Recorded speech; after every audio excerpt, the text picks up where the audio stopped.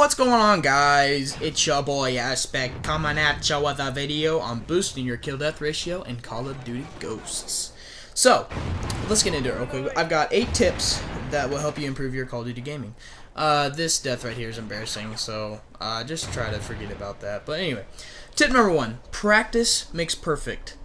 You guys really should go into a private match before you go into any multiplayer match and practice your aiming, practice how you kill somebody, your shortcuts that you take in maps, things like that.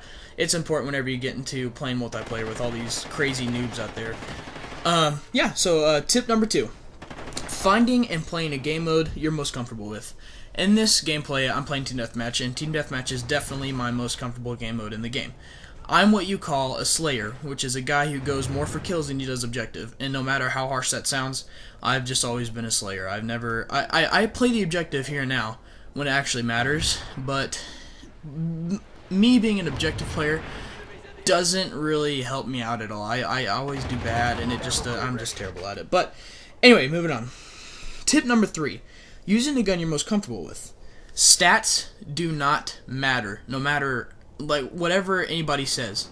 Stats on guns do not matter. It's all about if you're comfortable with the gun or not. I've seen guys running around with the chainsaw. The chainsaw's a good light machine gun, don't get me wrong, but it's not something everybody uses, and people who do use it don't use it just because the stats are good. They use it because they're comfortable with it, and it makes sense. So that's why it's good to use guns that you are most comfortable with.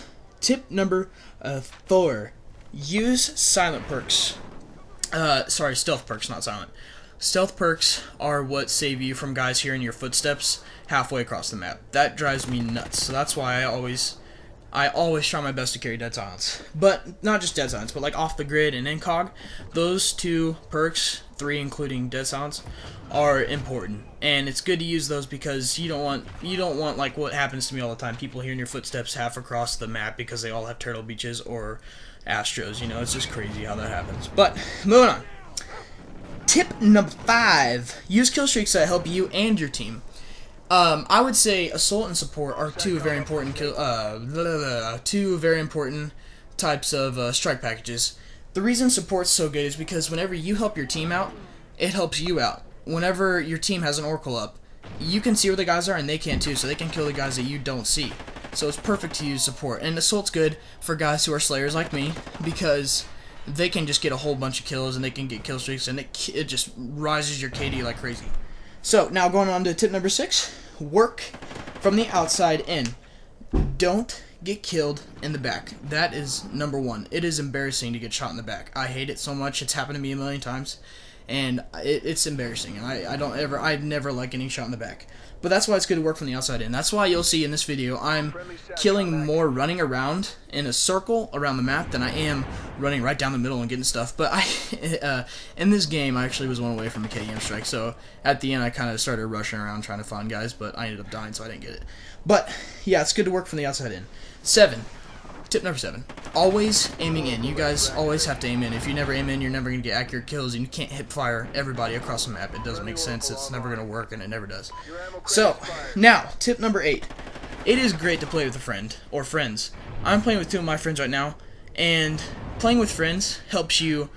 They pick out the kills for you that you call out, things like that, and they can always get you back. Hopefully they're friends that you can rely on and trust, because if you don't have a friend you don't rely on, I don't know if they're really a friend. But you know what I mean. It's good to play with your own friends because they can help you out in situations they need you most. So at the end I was getting close to KM strike, right?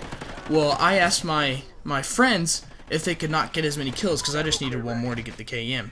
But that's why it's good to play with the friends, so you can rely on them a little bit. But yeah.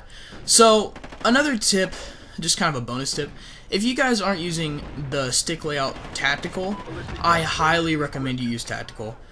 You'll get in situations where you'll be in a gun battle, and it's good to use tactical because with your aim right analog and you click it down and you go prone like that, it's easy and you win gun battles like crazy. It's perfect for winning every single gun battle. You will hardly lose if you prone shot.